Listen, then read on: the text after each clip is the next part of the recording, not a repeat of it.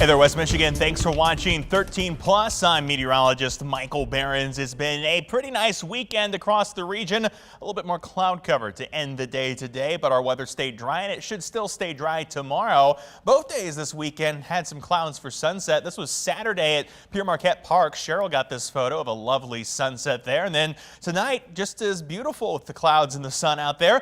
Alicia got this picture from Muskegon, and then over to the state park, North Muskegon. Kathy got another lovely view there of the setting sun. It's going to be a little harder to see tomorrow as cloud cover continues to increase heading into this week. Of course, temperatures, they're not going to move too much. That's some good news there. Temperatures 75 today in Grand Rapids, 79 Muskegon, 77 in Holland. Those temperatures above average for this time of the year, but on target with our forecast yet again. Told you 74, hit 75, brings our accuracy streak now to 16 days in a row of just 3 misses in the last month of forecasting. When it comes to tomorrow, those temperatures should be about the same as today. That's why 13 Weather Ball is lit up in green as no change is foreseen. The 13 Weather Ball is sponsored by LaFontaine Lincoln Grand Rapids. And those temperatures tonight, believe it or not, will actually be a little bit milder than what they were last night. That's because we've seen a touch more humidity start to work its way into West Michigan. You're not going to really feel the humidity outside, but dew points have come up into the mid-50s across the region, and that's going to hold temperatures a little bit milder than they've been the past couple of nights. We were down to 50 last night. Not going to be so cool this evening. As of about 10:30, temperatures still in the 60s across the region. We'll briefly drop into the 50s tonight, but we should stay mid to upper 50s as mostly cloudy skies take over. We stay mostly cloudy throughout the day tomorrow with temperatures that don't change too much from today. We're going to call that overnight low tonight, 56, warming to 72 tomorrow. Mostly cloudy with a few sprinkles possible by tomorrow evening. Rain chances really start to pick up though by Tuesday as cloud cover takes over and showers with some thunder will be possible. Temperatures will hang in the low 70s. As of Sunday evening, cloud cover had overspread most of West Michigan, mostly cloudy skies in place. Out in front of rain from this really wrapped up low pressure system back out toward the northwest. We're wedged between two weather systems at this time, that low pressure and what remains of Ophelia out toward the east coast. Our rain chances in between these two systems again start to pick up as we head toward Tuesday. So let's go and track things hour by hour. We're looking at mostly cloudy skies that stay in place tonight. We'll see some peaks of sunshine throughout the day on Monday, but cloud cover will start to become more consistent by the afternoon. Can't totally say we're not going to see a sprinkle somewhere here in West Michigan tomorrow, but I think the better chances for rain hold off until we get toward Tuesday. That's when showers, possibly some thunder, start to become scattered across the region. It's not going to rain everywhere all the time, but everyone has the chance for rain throughout the day. Shower chances, maybe a thunderstorm continue into early Wednesday and throughout the day on Wednesday as well. It won't be until Thursday early in the day that we finally move these rain chances back out of West Michigan and we start another stretch of dry and warm weather for the end of the forecast. Between now and then, though, temperatures still hold the 70s as we head toward tomorrow with mostly cloudy skies. Temperatures will be in the mid-70s for our northern counties with low 70s expected from Grand Rapids down to Kalamazoo. 13 on your side, 10-day outlook.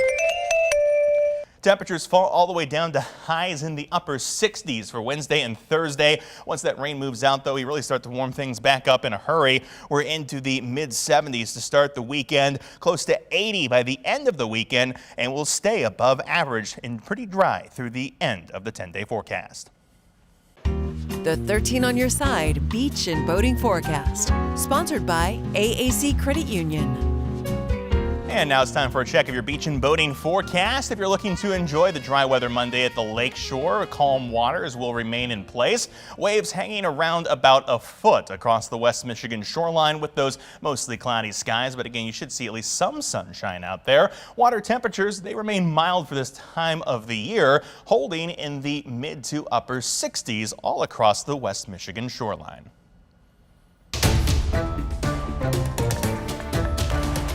And staying along the water in the city of Muskegon, the fire department was able to take part in some new training this week. We all know fighting fires takes plenty of water. However, these operations get more complicated and dangerous when you actually have to fight that fire on the water itself, sometimes deep inside a large freighter.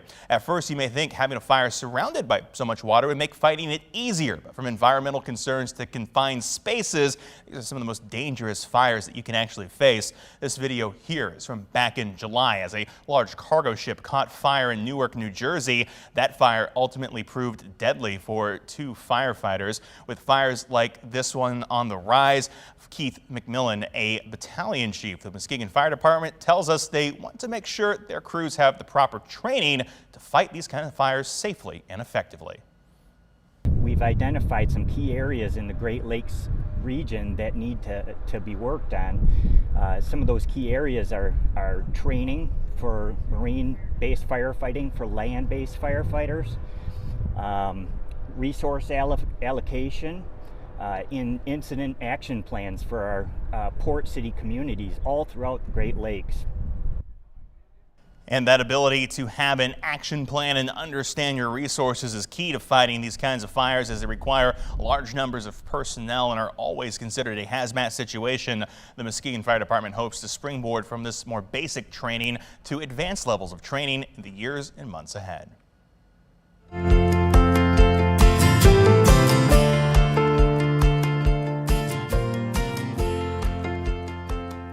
And fall officially started yesterday, and the leaves are already starting to change in some parts of the country. But what can lead to those beautiful displays? Brandon Lewis from our National Verified team looks into what makes the colors more vibrant in some places compared to others. Besides pumpkin spice lattes, nothing says fall better than the changing of the leaves. But have you ever wondered why the leaves are super vibrant some years and just mediocre in others? Let's verify. Do summer weather conditions affect the timing of fall leaf colors? Our sources are the U.S. Forest Service and a blog by Harvard Forest, Harvard University's Ecological Research Lab. The vibrancy and length of fall colors depends on the amount of moisture in the soil throughout the summer and fall weather. A drought in the spring could delay when trees grow all of their leaves, which can delay the onset of fall colors. Harvard Forest says a summer drought could stress the trees, causing them to lose their leaves early. The best fall colors happen when there's a warm, wet spring, followed by a summer with average temperatures and rainfall, and a fall with sunny days and cool nights. So, yes, summer weather conditions do affect the timing of fall leaf colors. With your Verify, I'm Brandon Lewis.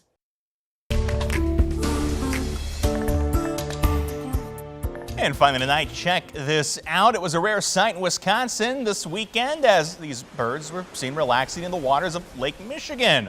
5 flamingos were taking a dip in Port Washington, making it the first sighting of these birds in state history. The 3 pink birds are adults and the gray-colored ones are teens. Biologists say the flamingos were pushed north in late August by strong winds of Hurricane Idalia.